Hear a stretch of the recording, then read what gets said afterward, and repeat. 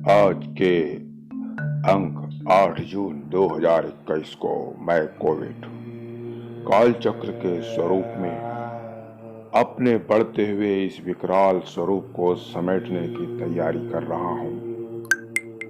दूसरा लहर अपने समापन की ओर है। इसमें मैं आपको कुछ प्रश्न हर एपिसोड में पूछूंगा। उम्मीद है कि मेरी बातों पर खरा खरा उतरोगे समाचार वाचक, क्योंकि कोविड समाचार का भूखा है। समाचार वो बनाता है और समाचार सुनता भी है। मेरी फरकती हुई आंखें कह रही है कि तुम कितने भी दूर चले जाओ, पर कोविड से बचना नामुमकिन है। कोविड की उत्पत्ति भले ही समझ जाओ, पर बनाया गया तो यह मानव के द्वारा ही जंजाल है, जो तुम्हारे आसपास निरीह पशुओं से लेकर इंसानी सभ्यता तक प्रभाव डाल रहा है। मैं अपने इस बेताल मायावी स्वरूप से हर अंक में कुछ प्रश्न पूछूंगा। जब तक मेरे प्रश्नों का सही उत्तर नहीं दे पाओगे, तब तक मैं नहीं जाऊंगा।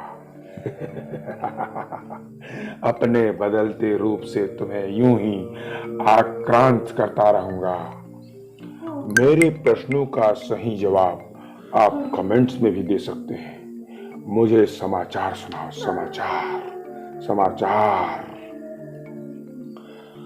तो सुनो कोविड, नई दिल्ली केंद्रीय कर्मचारियों को डीए की बड़ी खबर सुनने को मिल रही है। जल्द ही जल्द लाखों कर्मचारियों को बढ़े हुए डीए की सौगात मिल सकती है। National council for joint consultative machinery ने इस महीने के दूसरे और तीसरे सप्ताह में केंद्र सरकार के अधिकारियों के साथ बातचीत की है और बातचीत में बताया है कि डीए का भुगतान किया जाएगा।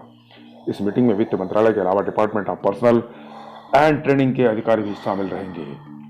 समाचार के दूसरे श्रृंखला में हम बताएंगे कोरोना संक्रमण के इलाज को लेकर स्वास्थ्य मंत्रालय ने नई गाइडलाइन जारी की है। इसमें संशोधित गाइडलाइन में कोरोना के इलाज में अब इस्तेमाल होने वाली कई दवाओं पर और तरीकों पर प्रतिबंध लगने वाला है। स्टेरॉइड, पैरासिटामॉल, ऑक्सीजन को सही तरीके से इस्तेमाल करने पर जोर दिया गया है। साथ ही साथ संशोधित गाइडलाइन में भाप लेने को भी मना किया गया है। कोरोना के इलाज में अब तक भाप लेने की काफी मुफीद माना जाता था। गाइडलाइन में प्लाज्मा थेरेपी पर भी रोक लगाई गई है। इस प्रकार अब नीम हकीमी खतरे जान वाली प्रक्रिया को थोड़ा संशोधित किया गया है। अगले समाचार में अमेजॉन के सीईओ फाउंडर जेफ बेजोस दुनिया का नाम दुनिया में सबसे अमीर व्यक्तियों की लिस्ट में शुमार है और लोगों में काफी लोकप्रिय भी है। अब एक बार वो फिर से चर्चा में आ गए हैं, लेकिन इस बार वो अपनी दौलत को लेकर नहीं बल्कि बेहद खास और एक नई चर्चा को लेकर वो अंतरिक्ष में रवाना होने वाले हैं। और खुद खुलासा कि उन्होंने किया कि सोशल मीडिया अकाउंट से कि अब वो 20 जुलाई को अंतरिक्ष में उड़ान भरेंगे। धन्य है जेफ बेजोस जो जीते जी ऊपर जा रहे हैं। उम्मीद करें वो जीते जी वापस भी आ जाएं, परंतु वो सहायता नहीं कर सकते अब कोविड फंड के लिए। ये तो गलत बात है। इधर नेशनल डेस्क कोरोना के खिलाफ जंग में कोविशील्ड और कोवैक्सीन दोनों वैक्सीन अहम भूमिका निभा रहे हैं।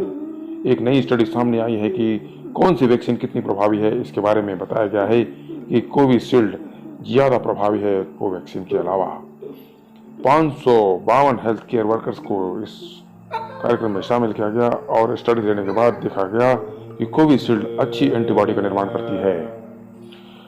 इधर भारतीय अंतरिक्ष अनुसंधान इसरो ने कोरोना मरीज के लिए एक बहुत बड़ा कदम उठाया है। इसरो ने 3 अलग अलग तरह के वेंटिलेटर बनाए हैं। इसरो वेंटिलेटर की इस टेक्नोलॉजी को उद्योग को दिलाना चाहता है ताकि क्लिनिक में इस्तेमाल हो। अगर ऐसा हुआ तो कोरोना मरीज को बड़ी राहत मिल सकेगी। इन दिनों कोविड के चलते देश में हजारों लोगों की मौत हुई और कई बार वेंटिलेटर की कमी भी देखी गई, जिससे मरीजों को मौत के घाट उतरना पड़ा है। इसरो के द्वारा बनाए गए इस उत्पाद को अब औद्योगिक निर्माण देते हुए देश को एक समृद्धि को ले जाया जाएगा। अगर मध्य प्रदेश में कोरोना के मामलों में कमी को देखने को हुए, सरकार ने कोरोना के केस को अब देख लिया और वैक्सीनेशन अभियान को तेज कर दिया है। ऐसे में इंदौर में एक नया रिकॉर्ड बना है। इंदौर ने रविवार को प्रदेश में सबसे ज्यादा कोरोना वैक्सीन लगाने का रिकॉर्ड बनाया है। शहर में 76,000 से ज्यादा लोगों को कोरोना वैक्सीन लगाई गई है। जागृति इंदौर शहर में वैसे भी ज़्यादा है बजाय अन्य शहरों के। यह रिकॉर्ड अपने आप में पूरे विश्व में मायने रखता है। अगली समाचार में कोरोना बिजनेस न्यूज से देखा जाए तो कोरोना कर्फ्यू में शामिल सभी प्रकार के छूट लोगों को मिलने के बाद राजधानी भोपाल ने बाजार खोल दिए हैं।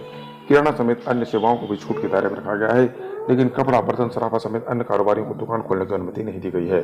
सुबह 11 बजे से व्यापारी खुद ही अपनी दुकान खोलने के लिए बाजार में उतर गए। इससे पूरे शहर में कई दर्जन व्यापारी के संगठन पदाधिकारी लखीरापुर चौक पे खड़े होकर अपना विरोध दर्ज कराए कि उन्हें भी अनुमति मिले, जब सब तरफ की लॉकडाउन की पोजीशन शिथिल कर दी गई है। इधर मध्य प्रदेश के शहडोल जिले में भले ही अनलॉक हो गया हो, पर शहर सोमवार को बाएं और दाएं और खुलने का फरमान भी जारी हुआ है, दुकानें भी खुली, लेकिन इसके बाद भी कोरोना नियमों को सख्ती से पालन कराया जा रहा है। शाम 6 बजते ही शहर की सड़कें सुनसान नजर आने लगती है और पुलिस का अमला लोगों को अपने घर जाने की अपील करता हुआ देखा जाता है। लंबे समय बाद जिला मुख्यालय सहित कई शहर के इलाकों में सोमवार को खोली गई, लेकिन दाएं और बाएं खोलने का यह फंडा बहुत अच्छा है तथा सरकार को दाहिने और बाएं दोनों ओर की दुकान खुले मिली, इससे सख्ती का वातावरण बनाया गया। मध्य प्रदेश में जूनियर डॉक्टरों की हड़ताल को देखते हुए चिकित्सा मंत्री विश्वास सारंग ने बताया कि राज्य में जूनियर डॉक्टरों को मनाया गया और उन्होंने अपनी हड़ताल अब खत्म कर दी है और वे अब काम पर लौट आए हैं।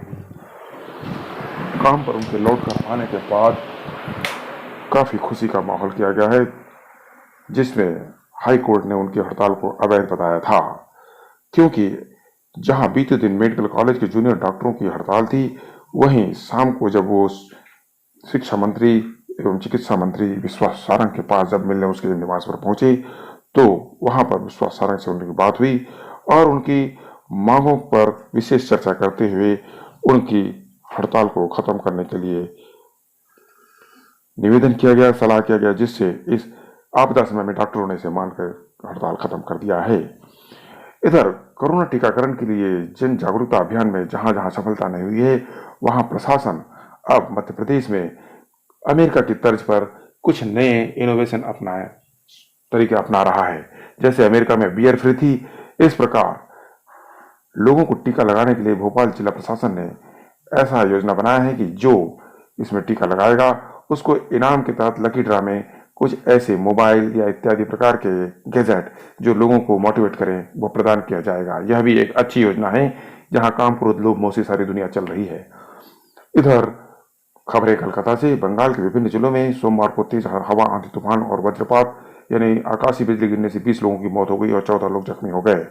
जानकारी के अनुसार मुर्शिदाबाद एवं हुगली जिले के 9 और पश्चिम मेदिनीपुर जिले के 2 लोगों की जान गई है।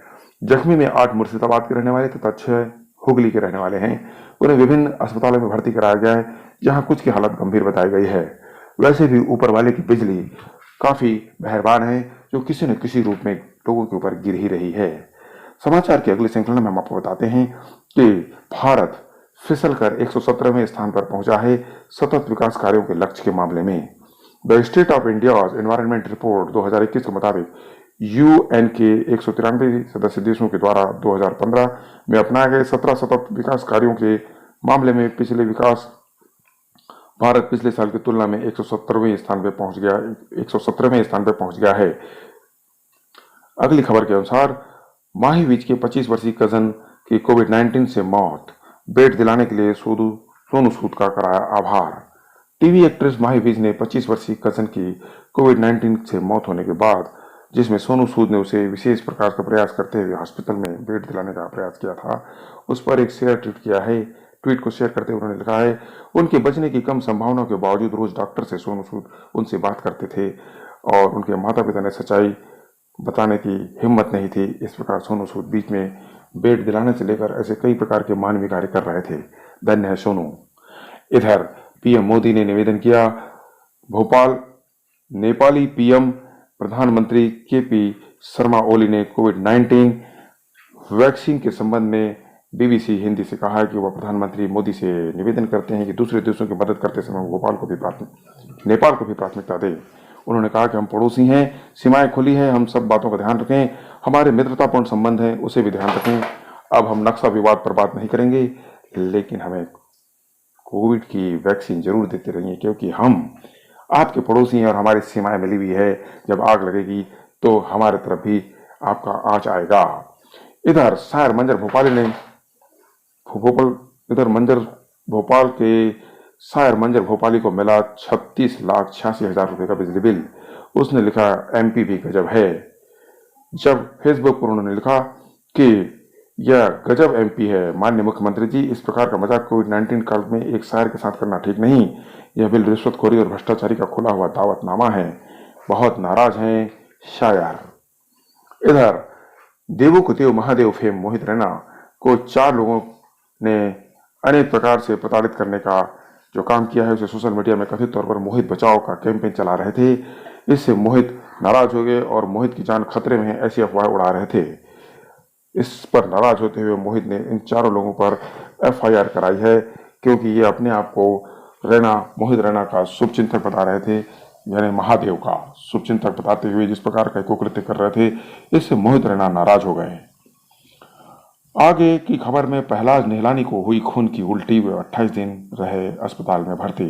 पूर्व सेंसर बोर्ड अध्यक्ष प्रहलाद निहलानी ने बताया कि वे उस रेस्टोरेंट पर केस करेंगे जिन्होंने उन्हें खाने के बाद 28 दिनों तक अस्पताल में भर्ती रहना पड़ा। वे जैसे ही वे उस होटल में उन्होंने चिकन को चबाया, समझ गए कुछ खराब है। रात 3 बजे उन्हें खून की उल्टी हुई और वे मौत के मुंह से जाते आते बचे। इस प्रकार के निरामिष भोजन करने वाले लोगों को इस प्रकार की बीमारियों का तो हश्र भोगना ही पड़ेगा। इधर नशे में धुत होकर दूल्हा एवं बाराती जबरन डांस करने के लिए दुल्हन को प्रताड़ित करने लगे, तो ऐसे बदसुल्की करने वाले 22 वर्षीय दुल्हन ने शादी करने से इनकार कर दिया। बदसुल्की के शिकार दुल्हन ने जब शादी से इनकार किया तो दूल्हे को उनके परिवार वालों ने बंधक बनाया और जितने भी तोहफे जो उन लोगों ने दिए थे वो वापस करने की बात कही, क्योंकि दूल्हे की हठधर्मिता और मूर्खता की वजह से शादी में 22 वर्षीय दुल्हन को जो एक लाज का स्वरूप होती है, संकोच का स्वरूप होती है, शालीनता का स्वरूप होती है, उन्हें जबरदस्ती फूहड़ अंदाज में डांस करने के लिए जब प्रताड़ित करने लगे तो दुल्हन ने शादी करने से इनकार कर दिया। ऐसे वर से यह एक अच्छा कड़ा कदम है और देश के लिए, समाज के लिए एक नजीर साबित होगा। प्रतापगढ़ की इस कन्या को धन्यवाद। इधर हाई कोर्ट ने लिव इन रिलेशनशिप को अस्वीकार किया है और कपल को सुरक्षा देने से इनकार किया है। सुप्रीम कोर्ट ने तरनतारन पंजाब में एसएसपी को आदेश देते हुए उस लिव इन कपल को सुरक्षा देने को कहा है जिसकी याचिका Punjab and Haryana high court ने खारिज कर दी थी। हाई कोर्ट ने लिव इन को नैतिक और सामाजिक रूप से अस्वीकार्य बताया था। हाई कोर्ट ने कहा कि मामला जीवन और स्वतंत्रता से संबंधित है, इसलिए अविलंब कार्रवाई करने की जरूरत है, उन्हें सुरक्षा देने की जरूरत है। माफ कीजिएगा, अरब में गलत बता दिया गया था। इधर 80 करोड़ से अधिक देशवासियों को हर महीने तय मात्रा में मुफ्त अनाज उपलब्ध होगा, पीएम नरेंद्र मोदी ने सोमवार को बताया। उन्होंने बताया अब इस योजना को दिवाली तक आगे बढ़ाया जाएगा। नवंबर तक 80 करोड़ से अधिक देशवासियों को हर महीने तय मात्रा में मुफ्त अनाज उपलब्ध होगा। महामारी के इस समय में सरकार गरीब की हर जरूरत में उनके साथ है, उनके साथ ही बनकर खड़ी रहेगी और देश का टकसाल, देश का अन्न का, खाद्यान्न का भंडार सारे गरीब लोगों के लिए और देश के जरूरतमंद लोगों के लिए खोल दिया जाएगा। वो निश्चिंत रहें, नवंबर दीपावली तक इस कार्यक्रम को आगे बढ़ाया जा रहा है। अब प्रधानमंत्री गरीब अन्न योजना के तहत पीएम नरेंद्र मोदी ने बताया कि देश के अब किसी भी राज्य के मुख्यमंत्रियों को और राज्य के लोगों को इसमें सोचने की जरूरत नहीं है।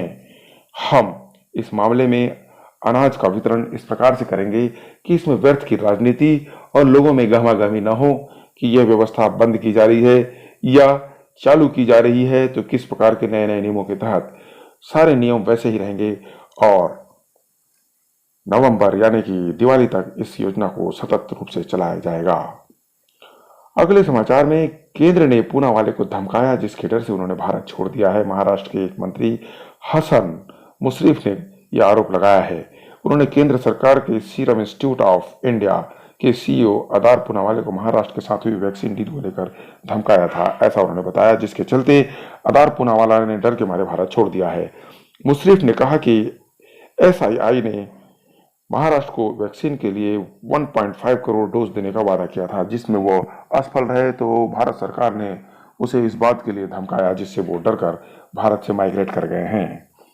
समाचारों की श्रृंखला में सरकार ने हल्के कोविड-19 के इलाज से हाइड्रोक्सीक्लोरोक्विन तथा आइवरमेक्टिन को हटाया है।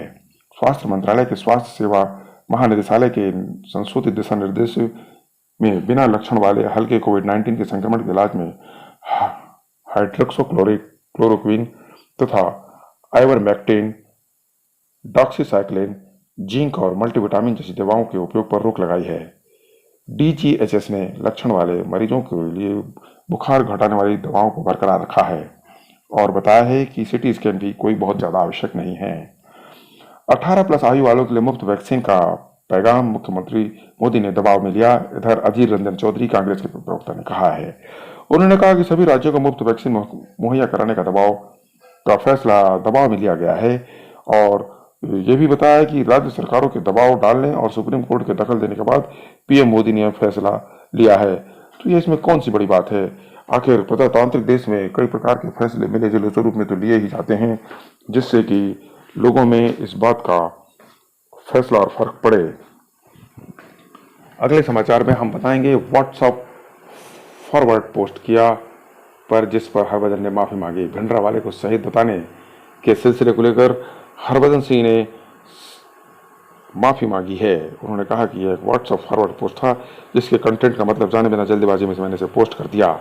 हरभजन ने कहा था, मैं एक सिख हूं जो भारत के लिए लड़ेगा और भारत के खिलाफ नहीं लड़ेगा। जब उन्हें इस बात की जानकारी हुई कि भिंडरावाले जैसी शख्स की उन्होंने शहीदी का दर्जा देते हुए उस पोस्ट को फॉरवर्ड करते हुए अपने फैंस के बीच फॉरवर्ड किया है और गलती का एहसास होने के बाद माफी मांगनी पड़ी। इधर सरकार के लिए ट्विटर एक बोझ बन गया है जिसे वह फेंकना चाहती है। शिवसेना के मुखपत्र के सामने पर ट्विटर और केंद्र सरकार के बीच जारी गतिविधि को लेकर ट्विटर सरकार के लिए एक बोझ बन गया है जैसे कमेंट्स किया गया है। सामना ने कहा है कि इससे पहले ट्विटर बीजेपी या मोदी सरकार की राजनीतिक अभियानों की आत्मा थी। आज ट्विटर जैसे माध्यमों को छोड़कर सारा मीडिया मोदी सरकार के नियंत्रण में आ गया है और गोदी मीडिया बन गया है। ऐसे समय एक निष्पक्ष सोशल मीडिया के स्वरूप ट्विटर को सरकार के द्वारा प्रतिकार किया जाना ठीक नहीं है। अगले समाचार में कच्चे तेल की कीमत $70 प्रति बैरल अधिक होने के कारण ईंधन के दाम बढ़े रहेंगे, ऐसा पेट्रोलियम मंत्री धर्मेंद्र प्रधान ने बताया है। उन्होंने कहा है कि पेट्रोल में बढ़ती कीमतों का मुख्य कारण इनकी कीमतों का अंतर्राष्ट्रीय मार्केट में बढ़ना है, क्योंकि भारत अपनी जरूरत का 80% तेल आयात करता है, इसलिए ये रेट बढ़े रहेंगे। पर क्या वो बताने का कष्ट करेंगे कि जब पेट्रोल के रेट कम होते हैं तो उस अनुपात में अंतर्राष्ट्रीय मार्केट की कम कीमतों के आधार पर भारत में उपभोक्ताओं को पेट्रोल कम कीमत पर क्यों नहीं दिया जाता? यह भी एक विचारणीय प्रश्न है। इधर 2 किसानों को रिहा किया गया। अब हम टोहाना थाने का घेराव नहीं करेंगे, किसान के मसीहा राकेश टिकैत ने कहा। हरियाणा में जेजेपी विधायक देवेंद्र बबली के दुर्व्यवहार के आरोप में गिरफ्तार किए गए 2 किसानों को पुलिस ने छोड़ दिया है। भारतीय किसान यूनियन के नेता राकेश टिकैत ने कहा, अब हम टोहाना थाने का घेराव नहीं करने का फैसला किया है। एक अन्य व्यक्ति भी अभी जेल में है और उसकी रिहाई को लेकर प्रशासन से बात चल रही है। इस प्रकार किसानों के लिए वो आगे आकर कार्य करते हुए राकेश टिकैत अब किसानों के बीच अपनी छवि और काफी विशेष बनाते जा रहे हैं। इधर भारत में ब्लैक फंगस के 28,000 से अधिक मामले हुए, इसमें 86% थे कोविड-19 से संक्रमित, सरकार ने बताया। केंद्रीय स्वास्थ्य मंत्री हर्षवर्धन ने सोमवार को बताया कि अब तक 28 राज्यों एवं केंद्र शासित प्रदेशों में म्यूकरमाइकोसिस ब्लैक फंगस के 28,252 मामले सामने आए हैं, जिनमें से 86% कोविड-19 से संक्रमित थे और 62.3% डायबिटिक थे। ब्लैक फंगस के सर्वाधिक 6,339 मामले महाराष्ट्र में मिले, जबकि गुजरात में इसके 5,486 मामले मिले। शेष अन्य राज्यों में छुटपुट मामले मिले हैं, इसलिए लोग सावधान रहें। अगले समाचार में हमें बताना चाहेंगे कोविड-19 मामलों में मौत की कमी। 24 घंटों में 1 लाख केस एवं 2,427 मौतें दर्ज की गई, जो एक घटते हुए परिणाम को बता रहे हैं। कोविड-19 के 1,0636 नए मामले आए, जबकि 2,427 की मौत दर्ज हुई। एक दिन में देश में 1,14,000 नए केस आए। इसके साथ साथ ही कोविड में अब 2,89,09,975 केस मिल चुके हैं। अब केंद्र पूरी तरीके से चलाएगा कोविड-19 के टीकाकरण का अभियान, राज्यों को कुछ भी खर्च नहीं करना पड़ेगा, प्रधानमंत्री नरेंद्र मोदी बोले। आज यह निर्णय लिया गया है कि सभी राज्यों के पास कोविड-19 के वैक्सीनेशन से जुड़े हुए 25% काम था, उनकी जिम्मेदारी भी भारत सरकार उठाएगी। ये व्यवस्था आने वाले 2 सप्ताह में लागू की जाएगी। उन्होंने कहा, अब किसी भी राज्य को सरकार को वैक्सीनेशन पर कुछ भी खर्च नहीं करना पड़ेगा। इससे व्यर्थ की राजनीति और आरोप प्रत्यारोप का दौर सिलसिला अब खत्म होगा, यानी कि वैक्सीनेशन का पूरा काम अब केंद्रीकरण केंद्र के अधीन होगा। यह बात सबसे सराहनीय है। मेरा आज का प्रश्न है, क्या वैक्सीनेशन को केंद्रीकृत करते हुए भारत सरकार यानी कि माननीय नरेंद्र मोदी ने अच्छा काम किया है? और इसका जवाब मुझे जल्द से जल्द दो, पूछता है कोविड। अन्यथा मेरे इस सवाल का जवाब मिलते तक आपके देश, आपके प्रदेश, आपके गांव कस्बों को छोड़कर नहीं जाऊंगा। चाहे मुझे कितने भी मेडिसिनल चीजों में आप बांध कर रखें, चाहे कितनी भी व्यवस्था कर लें, आपके प्रश्नों का उत्तर मिलते तक मैं नहीं जाऊंगा, याद रखना। कोविड हूं मैं, चारों ओर फैला रहता हूं। इस प्रकार राजनीति करते हुए जनता को गुमराह करने कि वैक्सीनेशन नहीं हो पा रहा है, इन सब बातों का इलाज अगर केंद्र सरकार ने कर लिया है तो क्या यह उचित और सबसे अच्छा कदम माना जाएगा कि केंद्र सरकार अब राज्य सरकारों के जिम्मे पड़ने वाली 25% तक का कार्य भी अब अपने जिम्मे ही लेकर राज्य को इस कोविड-19 के वैक्सीनेशन से बरी कर रही है? आपके प्रश्नों का जवाब का मुझे इंतजार रहेगा। अगर इंतजार नहीं मिले, अगर मेरे प्रश्नों का जवाब नहीं मिले और इंतजार कराए, तो आप ही जानिए कि कोविड को रखना चाहते हैं या विदा करना चाहते हैं। और हाँ, आपके बीच रहते रहते मैं भी सामाजिक बन गया हूं। मैं चाहता हूं कि मुझसे बचने के लिए आप मास्क लगाएं, सोशल डिस्टेंसिंग करें और साथ ही साथ वैक्सीनेशन के एक बहुत बड़े प्रोग्राम का हिस्सा भी बने। अपने आसपास चल रही वैक्सीनेशन प्रोग्राम को नजरअंदाज ना करें, वरना मैं आपके अंदर घुस जाऊंगा। हमारे इस चैनल को लाइक करें, सब्सक्राइब करें, कमेंट्स करें, वरना